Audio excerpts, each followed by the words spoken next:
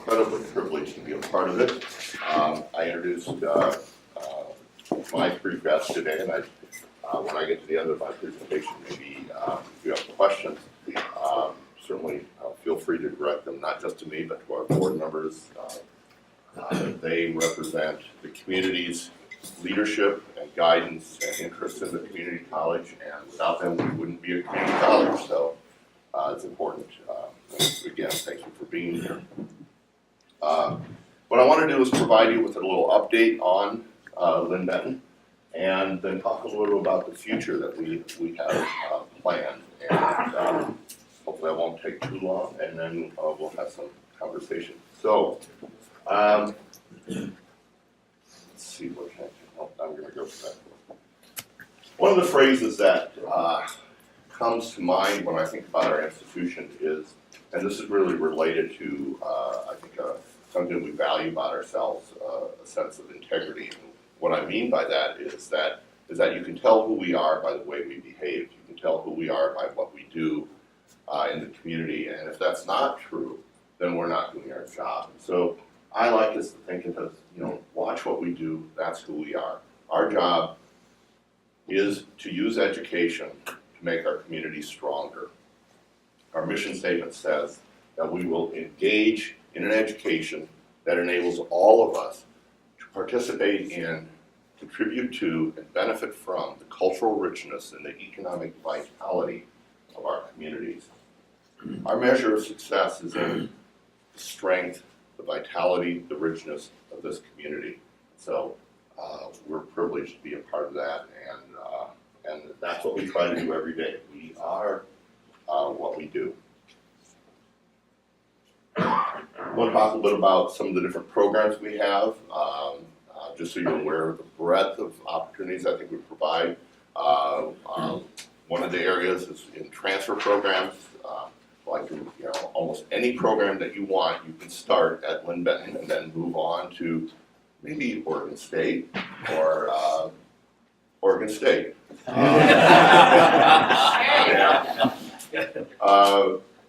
of the programs we have that I'm sure you're aware of is the Degree Partnership Program, which is an opportunity for a student to actually be enrolled in both Lynn Benton and Oregon State at the same time, and that student doesn't actually transfer.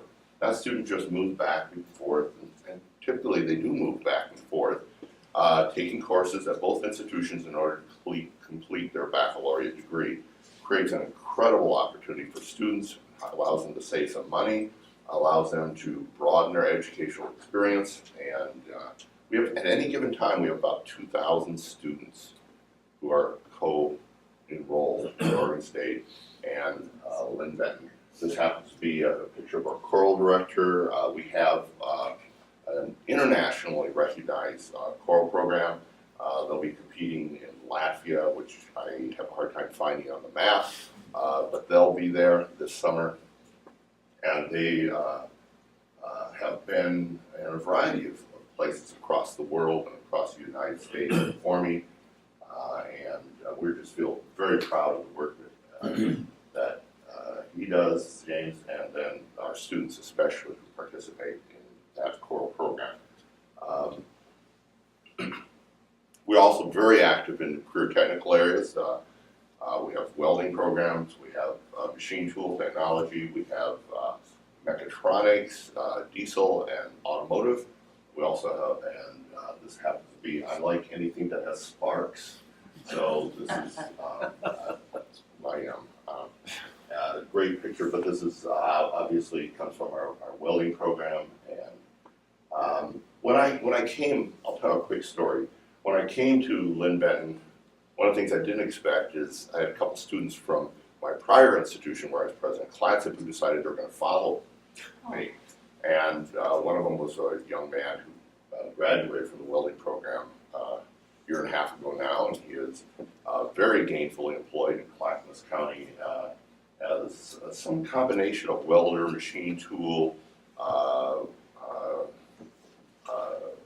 product designer, working in a company that builds custom materials. And one of the things they build, which is really interesting, is they build the argon boxes that you use to weld titanium, because you can't weld titanium in air because it explodes. Yeah.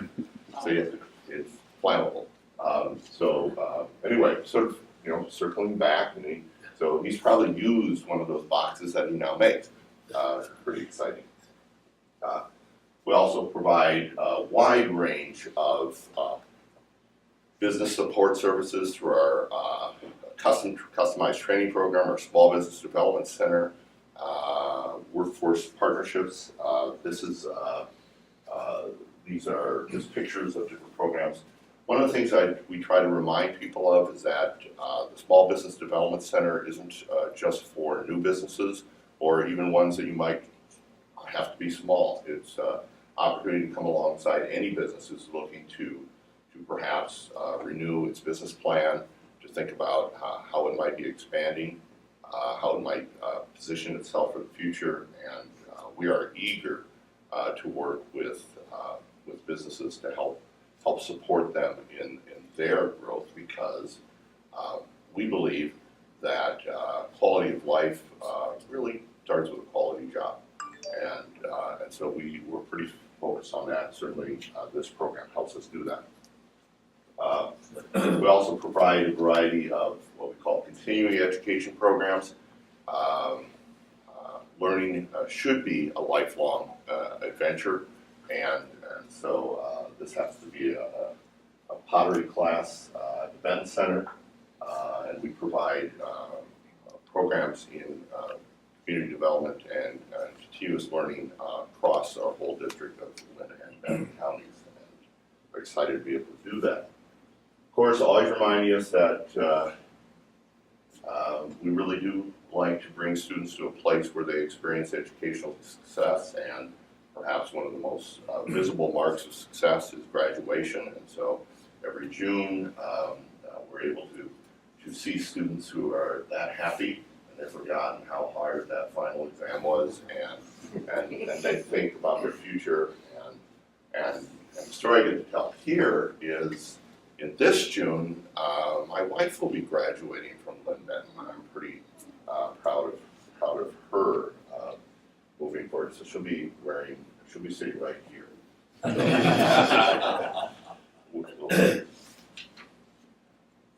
Just some reminder of where we are located across the district. This is a picture from our Albany campus, our main campus, and this happens to be the side of the campus that serves our STEM area, which is science, technology, math.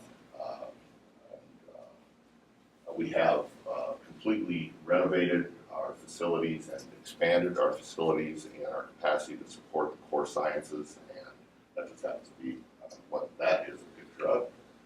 You're probably more familiar with this facility. This is inside of the Benton Center, and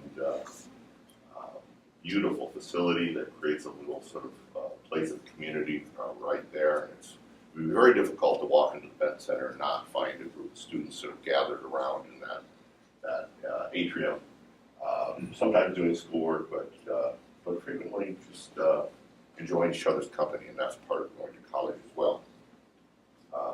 This is a picture of our East Lynn County Center. This is in Lebanon, where we provide a variety of educational services as well.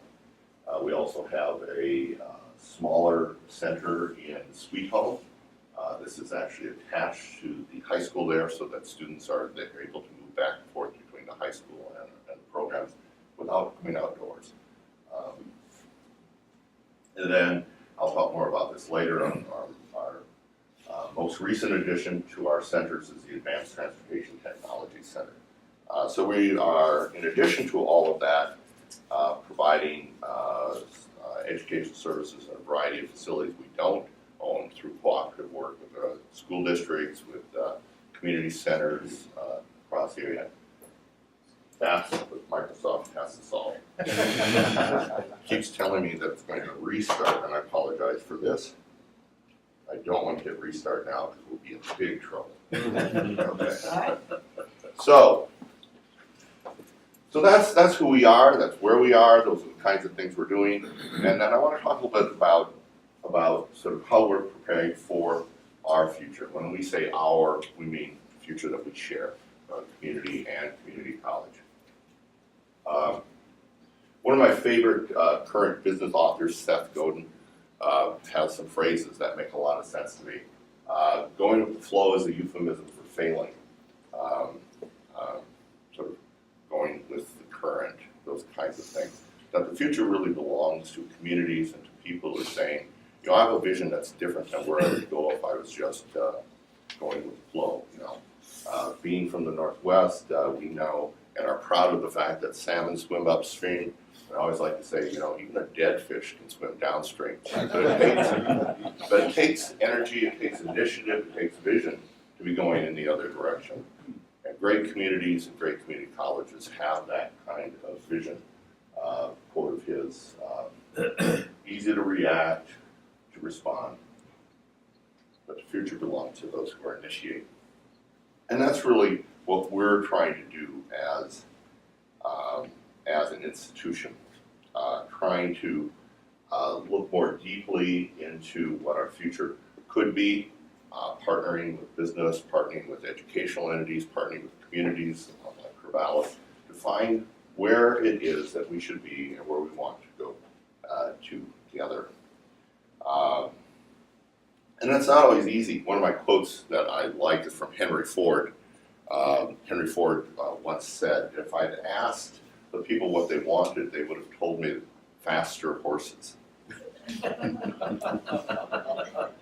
You think about that, you think about how easy it is for us to say, well, I just want this, or I just want that. And actually thinking about what our future might be requires us to enter into a deeper conversation. And we've, and in that instance, what Henry Ford knew is that what people really wanted was a form of transportation that was more effective and more efficient. And it may not be a horse. And we have to be thinking that way as communities, as community colleges, that are not confusing the means of doing something with the outcome that we seek. And we're working really hard to do that. I want to talk a little bit about how we're doing that. We don't think about sort of waiting for the future to come. We think in terms of designing the future. And that's something that we do together. And so I said, those deeper conversations. One of the things we've done this past year is enter into a series of conversations with a core group of businesses to try and figure out more deeply what it is that they're looking for in the people that they will hire. And not just that hire, but those who will be successful in their business, who will be able to progress, people that they will actually want to invest in, people that will have the opportunity to continue to advance and to make greater contributions in their companies, in their businesses. And how do we help support them in their business vision? And so we've been involved with those businesses having that kind of conversation and are actually in the process of redesigning our whole career technical area in response to that. One of the things we learned is that while, for instance, while I really do want a welder, I also want them to be able to do these other things so that they understand where welding fits into the breadth of our work. So they understand what comes before them and what comes after that, because if they understand all that, they'll be more effective. And so we're redesigning our programs so that all of our students in our career technical areas have what we call a career technical core that gives them a broader experience across the spectrum of career technical areas. And that program also reaches down into the high school arena because, as you know, most of our K-12 districts have had a difficult time maintaining what we used to call vocational programming. It's a very expensive venture, and there's less of it there. And if we wait until students graduate, they're already on a pathway that perhaps isn't as open to a career technical future as it might be otherwise. So we're working to reach into the K-12 area and talk with students about what might be possible for them on a variety of career pathways, including the career technical area. We're also one of the other areas I want to talk about, which I think is exciting, and then I'm going to move on a little more, is one of the things we recognize is when people who perhaps have been out in work for a while and are perhaps looking for a new direction, or perhaps they've been a homemaker for a while and they're going, I really want to step back into the workplace. It's very difficult to step back into a traditional educational environment. It's very difficult to drop everything and say, okay, I'm going to go to school 5 days a week during the day because I've got a family, I probably have some kind of work, I've got all those other obligations. How do I make that all fit together? So one of the things that we're working on is creating a virtual college. What we mean by that is programs that are self-paced, proficiency-based, and interactive, so that a student can, from their home or anywhere actually in the world, engage in an interactive educational experience that will lead them to the completion of a program. And right now we're focusing on a couple of healthcare areas, certification programs. One of them is, I didn't even know this existed, that's why somebody else planned this, something called medical coding. The dentists in this room probably know a bit about what medical coding is. The person who turns service into the number which gets you paid. And there are people who do that, and there's a shortage of the people who do that and do that well. And so we're stepping into that arena and doing that completely online in that virtual environment. So it's just another example of the way in which we're trying to anticipate and adapt to the future.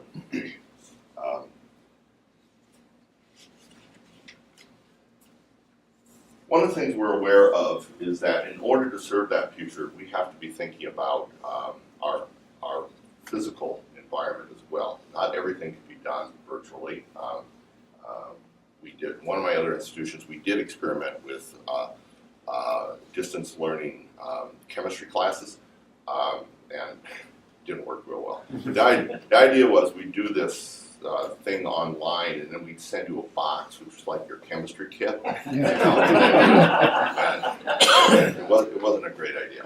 Well, we tried. It was Wyoming. We had a lot of distance to deal with. So we know that not everything can be done over a distance environment, and not all teaching and learning should be done over a distance environment. So we're very aware of a future that involves physical opportunities for teachers and students together to gather around content and learning experiences. And so I want to talk a little about how we're planning for that future. This is a facility you're probably real familiar. This is the Benton Center from the outside. And there are some really, really, really exciting things that go on there.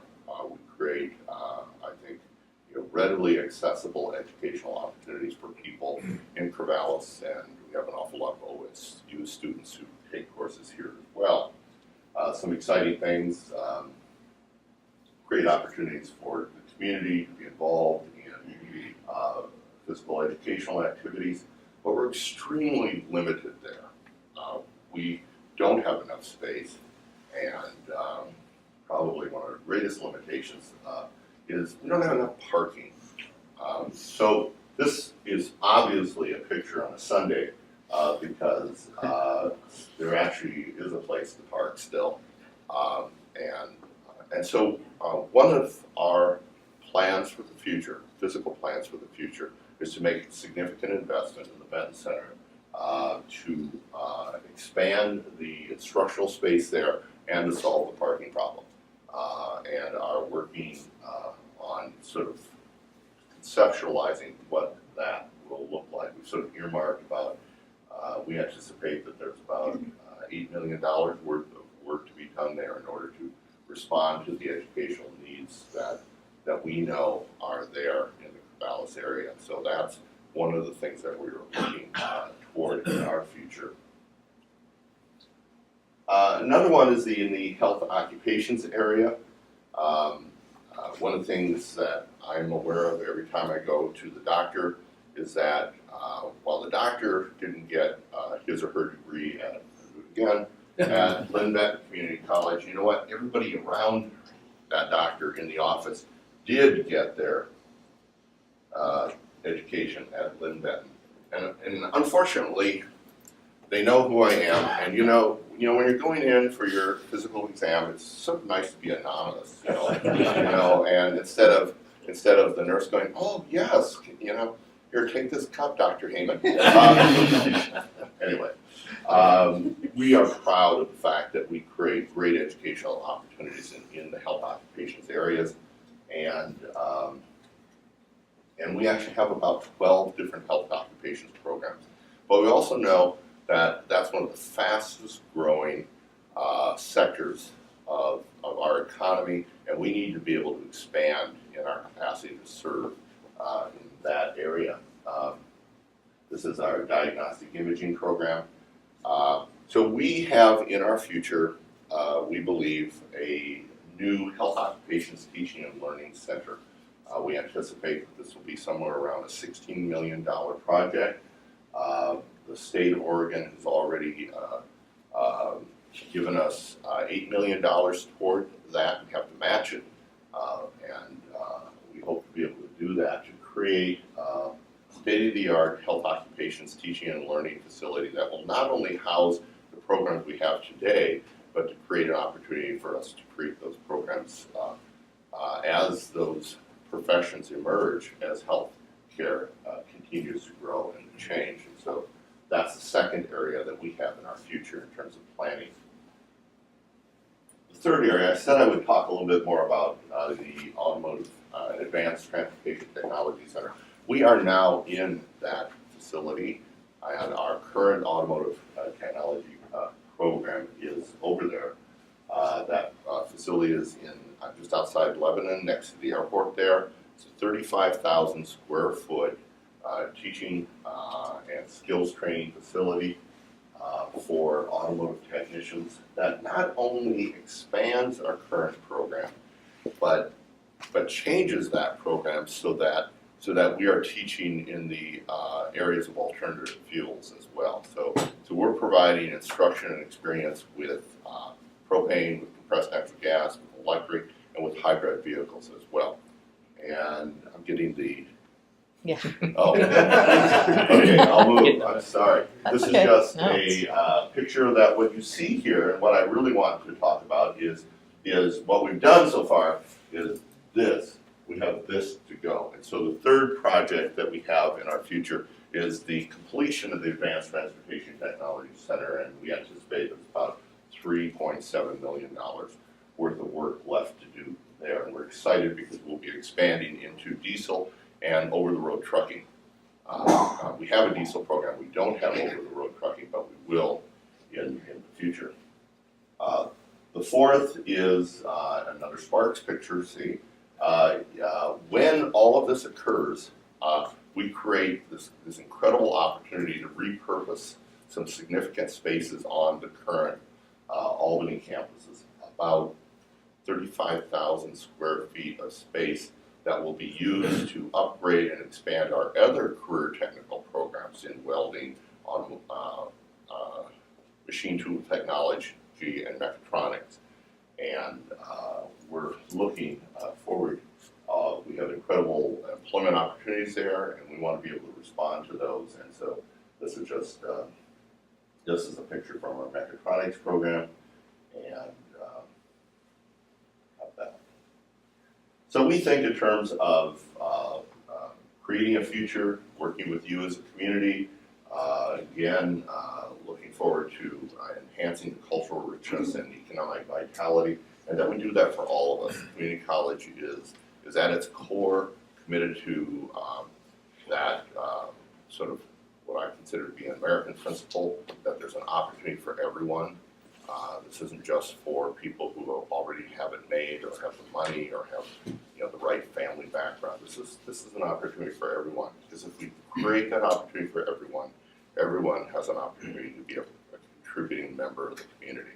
And again, that's our goal. So, thank you. And if you have any questions,